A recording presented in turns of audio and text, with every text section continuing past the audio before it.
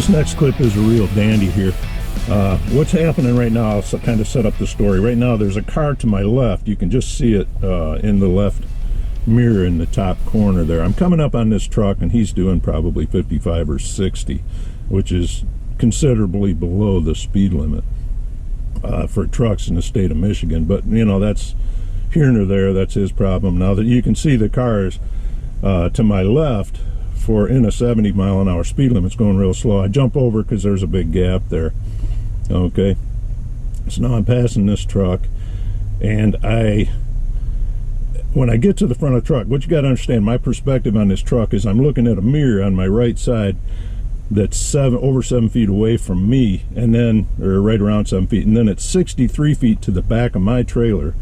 And so I'm trying to judge distance while I'm driving forward, looking at this little mirror at something that's now probably 70 or 80 feet behind me. Okay, so what I'm doing is I'm looking, after I get past them, I'm looking for shadows on the ground. I'm looking for things that will show me give me a pretty good idea of what's happening behind me. In the meantime, this kid that's behind me in his mom's station wagon has come up beside me. All right, now I have also got cars coming up behind the truck again, and if I don't send them a message that I'm wanting to get over, they're going to start passing me on the right too. All right, so he's beside me. I've got my right turn signal going so that the people behind me know, don't pass me, don't follow him, because I'm trying to get by. Of course, he has to stop and flip me off and make faces at me because I'm a stupid truck driver, and I'm in his way. And if I knew what I was doing, if I knew how to drive, he wouldn't be inconvenienced. But he has no idea that he's passed me on the right. I would have been in the right lane. He would have been in the fast lane passing me if he would have waited 10 seconds. Okay, now I would have got over, but that car's behind me. The car must have been going slow, and I realized I had a gap, so I got over behind him. All right, problem solved. Let's hope. All right, but this kid's got his brother or his buddy with him, and he's got to teach me a lesson because I'm a dumb truck driver and he's been to driver's education, so he knows more than me. And if I wasn't a stupid truck driver, if I knew how to drive, we wouldn't have this problem. So he's on the brakes now because he's got to teach me a lesson. Now he's flipping me off again. Boy, if your parents could just see you, they'd be so proud. Let's see what happens here, though. I think he jumps off here.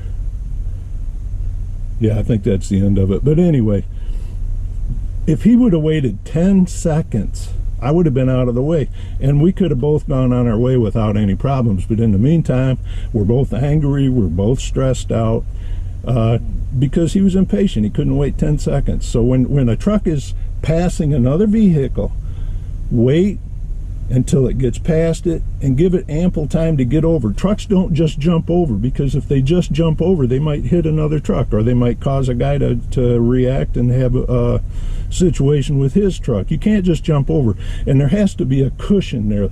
There has to be a space for the truck that's behind you if he has to react, if something happens and you have to hit the brakes. You don't just jump over. So the reason that there's half a truck length or more between a truck before they get over is so that there's a safety cushion there for the driver that they're getting over in front of.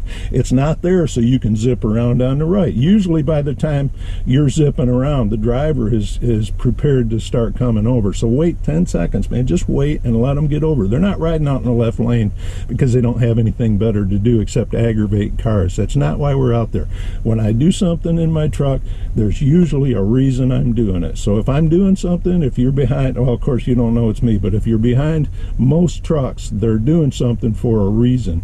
And if you're zipping around them on the right because you've got places to go and you're just, these stupid truck drivers, they don't know how to drive, they don't know what they're doing, they just get out of the way. Well, guess what? The roads, the interstates were not made for cars, they were made for interstate commerce. Okay, the expressways were made for trucks to move goods between cities. They weren't made for cars. Cars enjoy the benefits of it, but the interstates were made for trucks. Okay, so when we're out there, let us do our thing. We'll get out of your way. It might take a minute. Okay, it might take a minute because we're big. Okay, in that video, my truck, I had 12,000 pounds of freight in the trailer. My trailer weighs 14,000 pounds. My tractor weighs about 20,000 pounds. So I was 46,000 pounds, and that kid's slamming on his brakes in front of me. What a genius. You know, what a genius.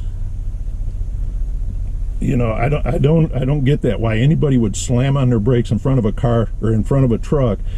Like I said, I'm 46,000 pounds. His car probably weighed 2,800 pounds. I would have smashed him like a can.